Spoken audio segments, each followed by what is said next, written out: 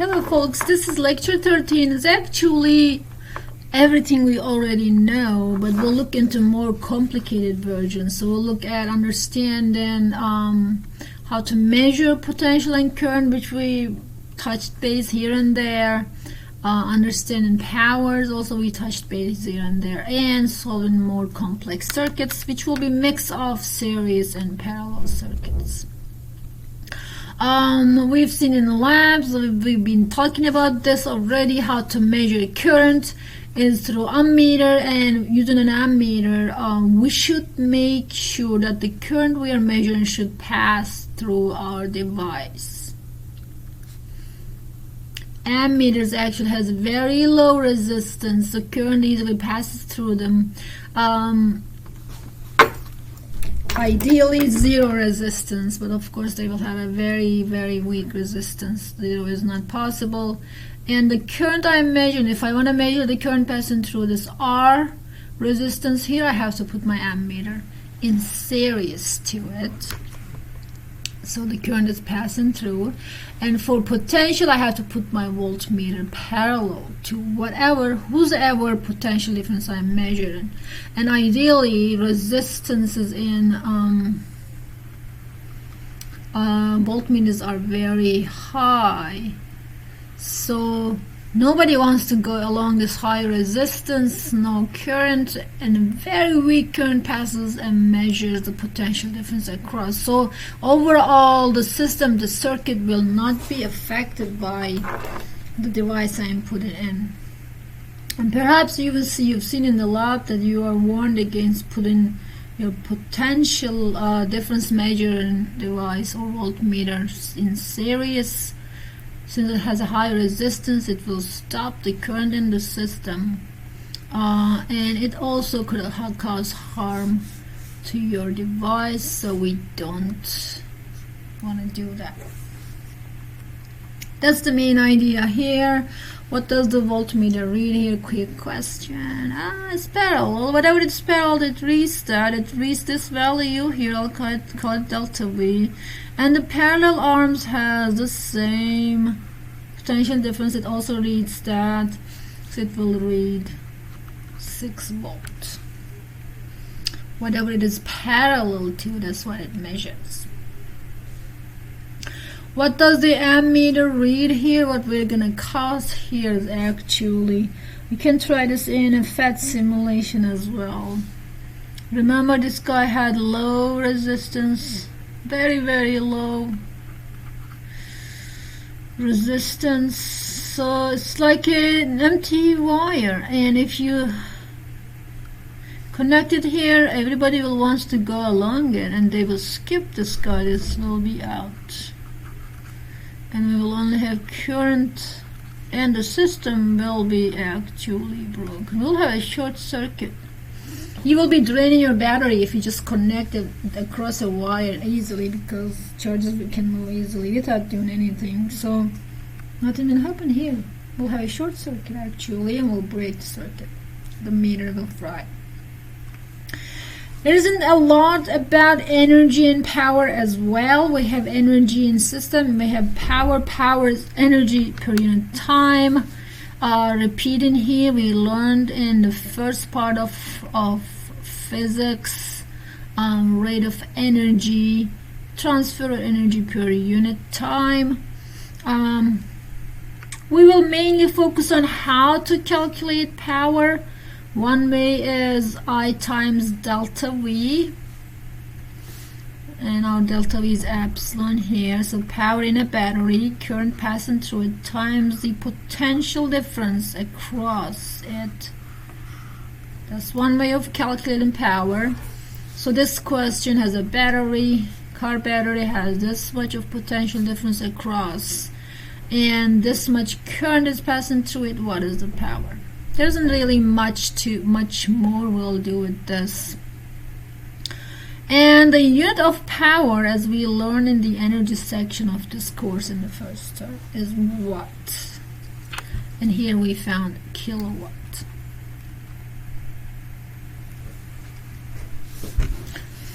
Look at this question, but attempt to solve it yourself later on. An electric kettle has a coiled wire inside. We all know electric kettles always have a coiled wire. Most of the time you're invisible when we connect them to an outlet, electric outlet. Current passes through that wire. Direction doesn't matter here, I'm just making an argument. As the current passes through this wire, electrons move, they hit other atoms, they move, they jiggle more, so the wire heats up. And the water inside our kettle heats up because there is heat transfer, right? Again, the first part of the course.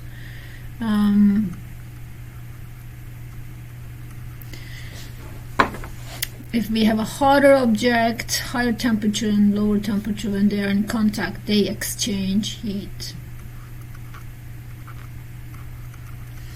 That's a detail, but that's what is happening here. So the wire will heat up, carries the current, and current causes the particles to move more. Cool. A kettle designed for use in England carries a current of 13 ampere. So current here is 13 ampere. Passes through the wire and connected to an outlet, delta V, 230 volts. So you know I and you have to know delta V. What is the resistance of the wire?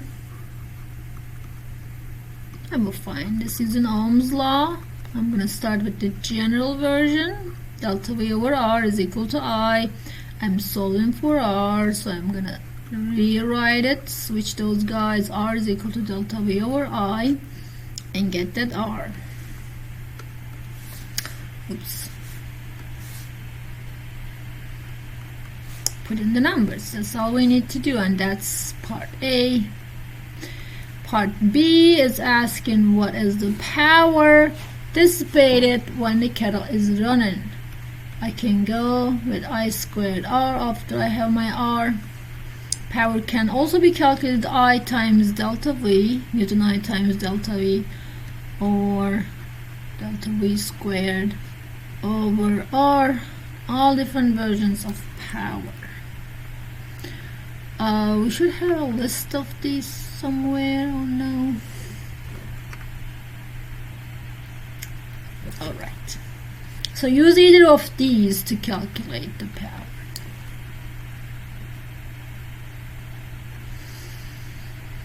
Again, energy per unit time is the power. If we're given the power and the time, we can get to the energy or change in energy, and so on. We can also derive to solve for current and so on from there in the charge, but I'll just stop with power is equal to delta U over delta T. The rest we can figure out. We have Ohm's law, right? Relating current, potential difference, and resistance. We can take care of that. Just know this relation, and depending on question you'll decide what to do. But we know that we have Ohm's law. So if I'm given delta V and I'm given power, right, I can use the information to get the current and resistance and so on. Or if I'm given energy and time, and I'm given maybe one of these values and power, I can get the power to here. So different things can happen, but all I need to know is these two relations. Power is equal to that, and as I described in the previous question, power is equal to also I squared R, or I times delta V, or delta V squared over R. Okay, quickly checking that these are correct. Here is a question. How much current is drawn by a 75 watt light bulb? Unit of power again is watt. So my power is 75 watt. connected to a 120 volt outlet. That would be my delta V.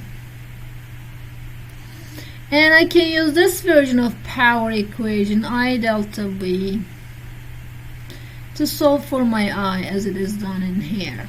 Simple as that. Power divided by the potential difference will give me current. And here is the list that I was talking about, all different types of equations to find power. I'm going to skip this question. It's a plug and chug version. Something is given and something is asked.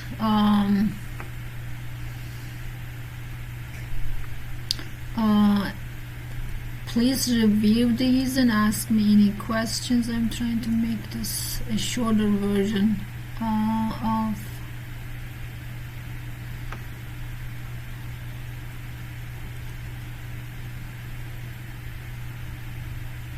Alright, let's quickly go over them maybe. So resistor is connected to a 3 volt battery. Power dissipated as 1 watt. The battery is treated for 6 volt. What would be the power dissipated? So we have an R and we're talking about delta V. First we have 3 volts and then we have 6 volt. R is the same. For this one I have a power 1 watt. What is power 2? I have delta V and R, so I would use this version of the power and solve this problem. I will leave the rest up to you. Please solve it. Please make sure you understand the second one is 4 watt. This is also similar. Several light bulbs, different rated voltages and powers. Which one has the highest resistance? Again, I would go with this equation for power, delta V squared over R, and then compare. Delta V's are given here, powers are given, and you will be looking at which one has the higher resistance. So you can simply again switch these guys, inverse multiplication. R would be equal to delta V squared over the power. And make sure also you understand which one has the highest resistance. And a very similar idea here. 60 watt light bulb, 100 watt light bulb, with both used at a potential difference 120 watt, a volt. Which one has a larger resistance? Again, you have power, you have voltage. Power is equal to delta V squared over R, and calculate R. And you'll find your answer to be 6 watt bulb has a higher resistance.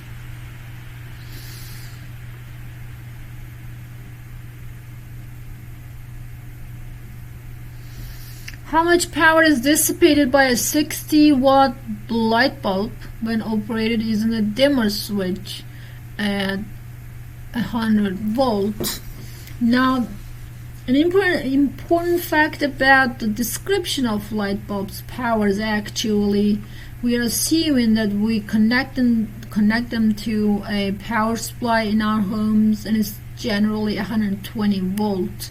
So when we say 60 watt light bulb, we mean when we connect this light to a regular outlet alone of 120 volt, we get a power of 60 watt. So this can be used to get to what is its resistance, right? Now it will draw a different power when we are connected to a different potential difference, but its resistance will stay the same. So what you're going to do is first find the resistance using 120 volt, which is done in here. You'll find 240 ohms. Again, we have power is equal to delta V squared over R. If I'm looking for R, I can simply switch these guys or multiply it by R divided by P, longer version. R is equal to delta V over V squared over the power, which is what we use here. Get the resistance. This will stay as the same, but if I connect my light bulb to a different potential difference, its power will change, because now all that it can have as potential difference is 100 volt. So of course it will have a lower power here, or draw a lower power here, or less power will be dissipated.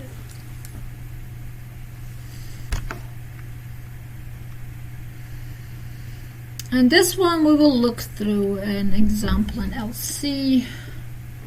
We have an electric blanket with a wire, very similar to kettles, you know, wire, current passes through, particles are hit by, electrons moving around, jiggling and heating up, and that's how we heat up with a blanket warmer, electric blanket. Potential difference is 18 volts, so it uses an 18 volt potential difference. It dissipates a power of 82 watts. So what do I know here? I know delta V and I know P, 82 watts. What is the resistance? Almost the same question, right? Power is equal to delta V squared over R, and I'll solve for R now and the other two. That's all there is in here actually. Go ahead and do it, but you'll see it elsewhere. Okay, that's power in the circuit, how we measure potential difference and current and so on. Oh, lecture 15. That's an error there. But more complex circuits. I will remove this later on.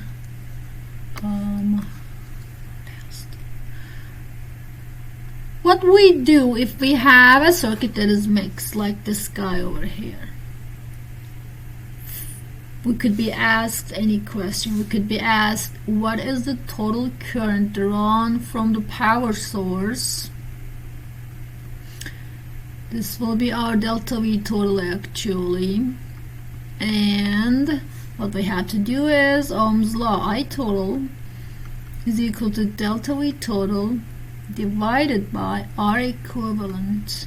So the trick here is to find the R equivalent. And as you find that, you have to clearly define a section that you can understand and start from here. For this question here, I am sure this part is a parallel section. I have two parallel resistors here.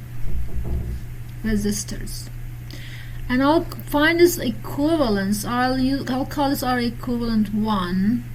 That will be equal to 1 over 4 ohm, 1 over 4 ohm, so 1 over R2 plus 1 over R3 to the power minus 1. This will be 1 over 4 plus 1 over 4 to power minus 1. Unit will be ohm, so with 2 over 4, inverse it, 4 over 2, 2 ohms, already given up there. Then I go ahead, simplify my circuit from here to there. I replace all this by one equivalent resistance. This is my R equivalent 1. Next step is to decide what is the next easiest thing I can do. And I will see that this whole thing here is in series. R1, R equivalent 1, and R4. So I can find this total R equivalent using the series resistors equation. Let's carry this actually here. I have space here. And I'll say a total R equivalent here. Well, actually, I'm gonna solve for current there, so I'll put this here. R equivalent is equal to R1 plus R equivalent 1 I got from this little section here plus R4. So I'll just add them. And that's equal to 2 ohms plus 2 ohms plus 6 ohms, 10 ohms. Now I have a very simple circuit. All these three resistances can be replaced by one R equivalent. I do that and I'll have a very simple looking circuit now. And my R equivalent is 10 ohms. So I have a circuit with epsilon or delta V total being 12 volt. And I'm looking for a total current here. Alright. I have everybody but the total current. I'm gonna input everything in here and solve for my total current. And that will be equal to 12 volts divided by 10 ohms, 1.2 amperes. If I am asked to find the current through these two guys, or potential difference across them individually, like delta V1 for example, what I have to do is after finding the total current, I go back and to the original circuit. This is my simplified circuit, but my real circuit is this. I simplified it to this to be able to solve for I total, and then I go back to solve for anything else that might be asked from me. I could also use this one if it's easier for me for certain other things that were asked for me. For example, here I can say all the current passing through is the same. Depending on resistances, I can decide how they will share the potential, right? Over here I will say, okay, the current comes here, divides into two equal parts because I have two equal resistances. Don't be stuck with the final easiest version to solve for individual parts. You want to go back to the original. Delta V4 I can also solve for. What I'm gonna do is find whatever I can and reach the one I'm looking for. For example, I found I total. I know it will be divided into two here, recombining down there, so R4 will have the same current as I total. That's a very important information. I know R4, I know I total, I can get to this guy. It will be I4 R4. Applying Ohm's law individually. That's the way to go here. I solved the one that is easiest to solve and then use the one value I found to reach to other values. That will be main idea in more complex circuits.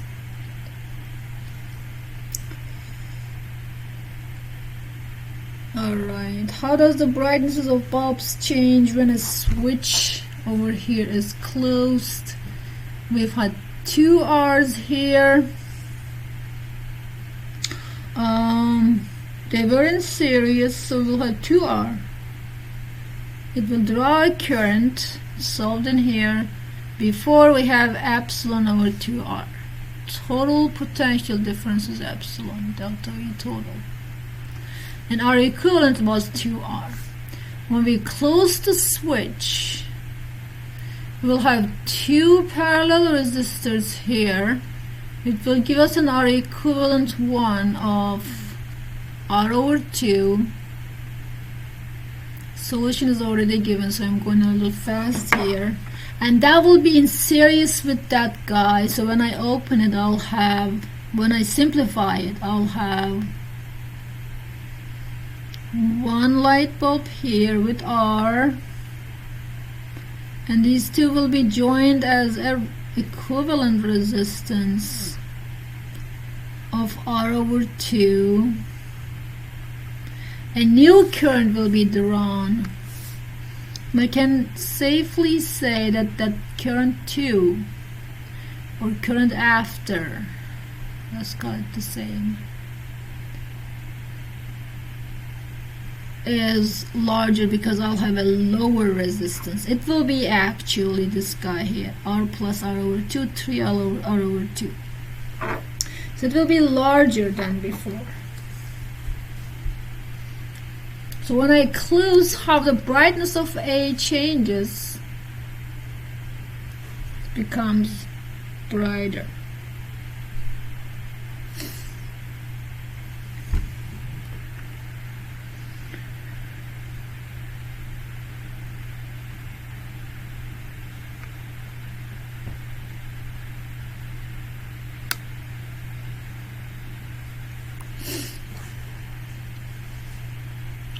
For B, if I look, that current will be divided into 2.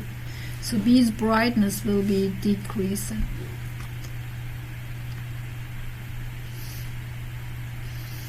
This page describes problem-solving approaches, which I summarized already.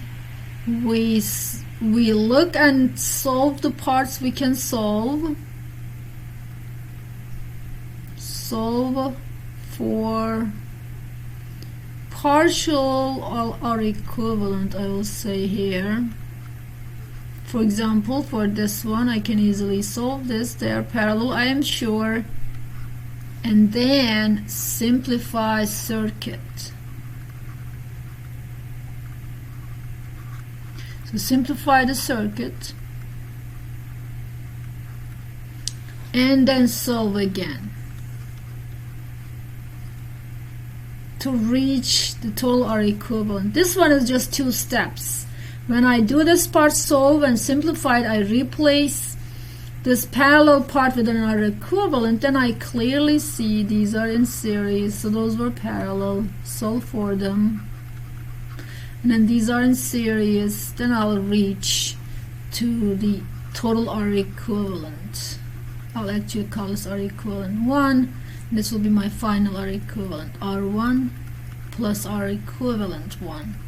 Sometimes there are more steps. And then we go back to the initial, find the I total, and then if necessary go back to the initial to solve for individual parts that are asked. What is the current passing through this, that guy, they will share depending on their resistances because they have the same potential difference, and this guy will have the same current as I total, and so on and so forth. Find the easiest value you can find. It could be the current. For example, I can easily find I1 if I have I total here because it's the same. And then I can go ahead and apply Ohm's law to solve for delta V1 easily. Find the easiest thing you can find and solve for what is asked. Sometimes what is asked is the easiest thing you can find and you're lucky. So that's overall how complex circuits goes. I'm gonna make another video about more problems to understand this better, but that's all for now.